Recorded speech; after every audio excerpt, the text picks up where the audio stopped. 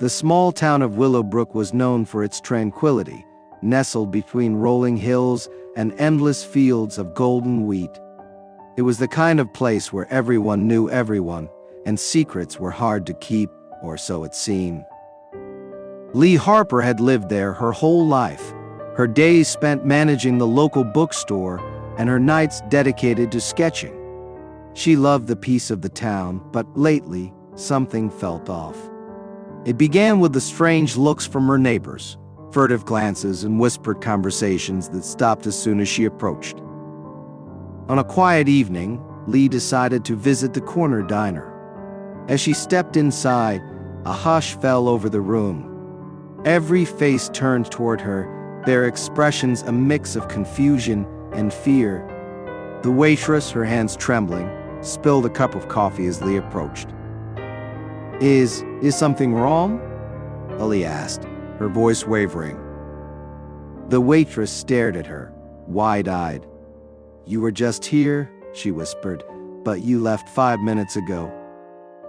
Leah froze, a cold shiver crawling down her spine. "That's impossible," she said, her heart pounding. But when she glanced at the window's reflection, her breath caught in her throat. Outside, standing in the dim streetlight, was someone identical to her. The reflection moved, but not in sync. It stared directly at her, grinning. Leah stumbled out of the diner, her eyes darting to where the reflection had been. The figure was gone, leaving only the quiet hum of the streetlights and the rustle of leaves in the autumn breeze. She turned back toward the diner, but the patrons inside were still staring at her, their faces pale with unease. Leah had always prided herself on her logical mind. Growing up in Willowbrook, she'd learned to approach life with calm practicality, even when the town's superstitions bubbled to the surface. Stories of doppelgängers, phantom sightings, and cursed woods were popular among the older residents, but Leah had dismissed them as folklore meant to entertain or scare children. But this felt real. She walked briskly back to her apartment above the bookstore, locking the door behind her with trembling hands. The faint scent of lavender from a half-burned candle filled the air, but it did little to calm her. Leah paced the room, replaying the scene in her mind. Who, or what, had the waitress seen? Was it really someone who looked exactly like her? Her phone buzzed, breaking her thoughts. It was a text from her best friend, Sophie. "Sophie, why didn't you say hi earlier? I saw you near the bridge around sunset, but when I waved, you just kept walking." Leah's blood ran cold. She hadn't been anywhere near the bridge. She typed a quick reply, her fingers shaking. "Leah, that wasn't me. I haven't left the bookstore all evening." The dots indicating Sophie's reply popped up, then disappeared. Leah stared at the screen, waiting, but no reply came. Instead, a faint knock echoed through the apartment. She turned toward the sound, her heart pounding. The knock came again, louder this time. It was coming from the hallway mirror, standing tall and unassuming against the far wall.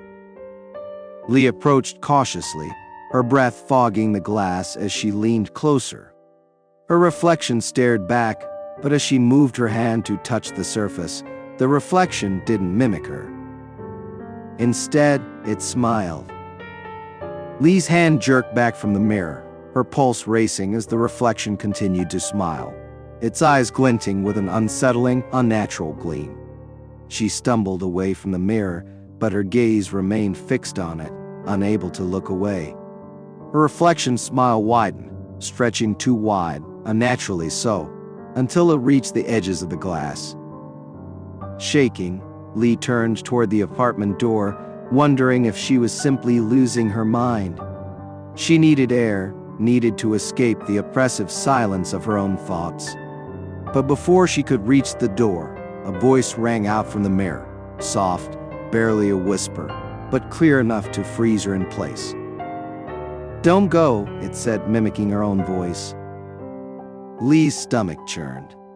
She rushed to the door, fumbled with the lock, and burst out into the dim hallway of the building. But the hallway seemed different, darker, colder than before. The walls stretched longer than she remembered, and the lights flickered, casting long, creeping shadows that seemed to follow her. She dashed down the stairs to the street, but Willowbrook was quiet, too quiet. The usual night sounds of distant dogs barking and the rustle of leaves in the wind were absent. In their place was a suffocating silence. She reached the corner of the street, where she noticed a figure standing in the shadows. The person was tall, their face obscured by the darkness, but Lee knew, without a doubt, who it was. It was her own reflection standing outside, not in the mirror, but in the flesh. The figure didn't move, just stood there, staring at her with eyes that seemed to pierce through her. Lee backed away, her breath coming in ragged gasps. A voice called out from behind her, and she turned to find Sophie standing a few feet away.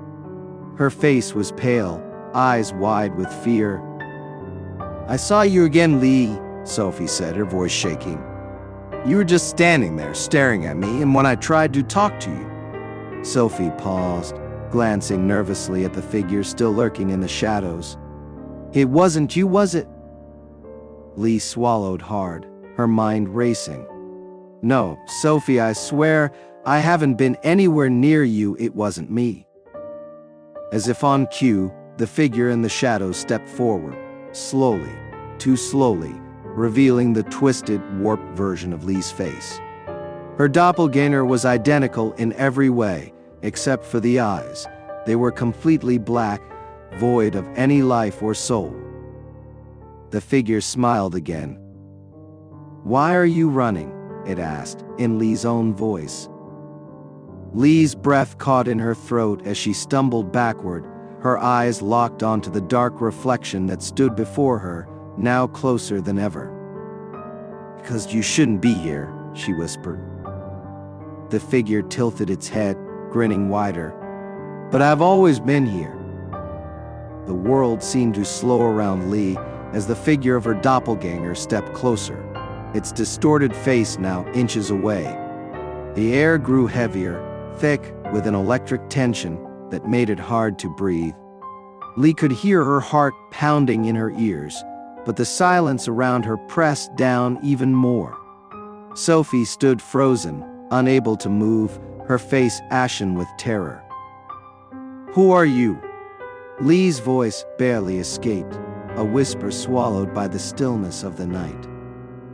The figure didn't respond immediately. It tilted its head, as if savoring her fear.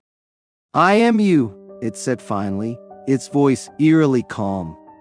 "I've always been here, watching, waiting for you to see the truth."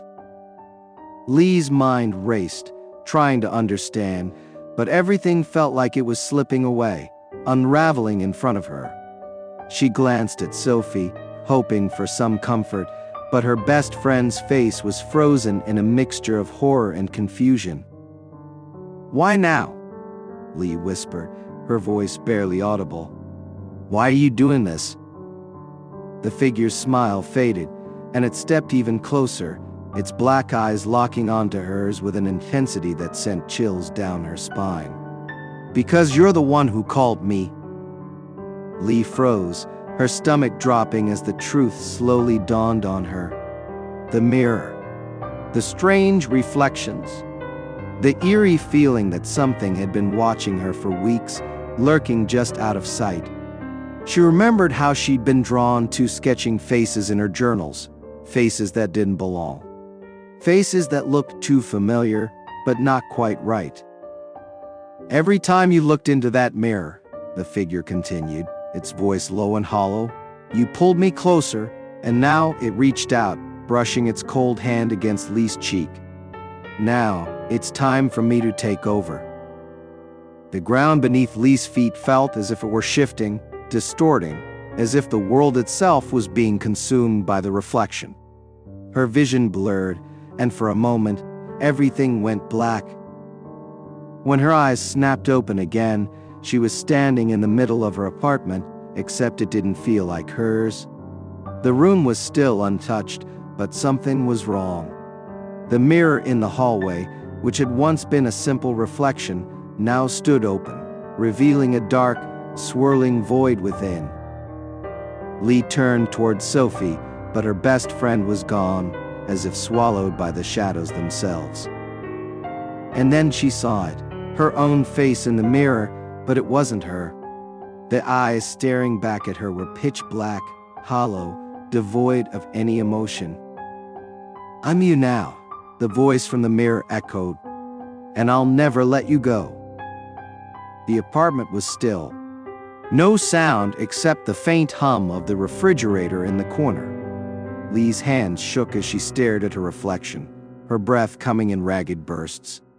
The figure in the mirror, her doppelganger, smiled back at her, its black eyes gleaming with a cold satisfaction. She backed away from the mirror, stumbling as her feet caught on the rug. Her mind was a whirlwind of disbelief. She had known something was wrong, but to realize that she had been calling this thing into her life all along, the thought was unbearable. But as the seconds passed, a quiet calm began to settle over her. She wasn't sure how to explain it, but the panic that had consumed her just moments ago started to fade. It was as if the weight of her fear was being lifted by something deeper, something darker. The door to the apartment opened, creaking softly. Lee didn't turn to look. She knew who would be standing there. Sophie's voice, distant and hollow, echoed softly through the room. "Lee." Lee took a deep breath, feeling something shift inside her. It was too late to fight this. Too late to escape the reflection that had taken root in her life. She was no longer in control, not of the mirror, not of the figure, and certainly not of the life she had known. The footsteps grew louder as they crossed the floor, but Lee couldn't find the strength to turn around. She was already gone, lost in the void between her reflection and herself. In the corner of the room, the mirror began to pulse gently, as if it were alive. And somewhere, in the shadows of the mirror, Lee's face smiled back, no longer her own,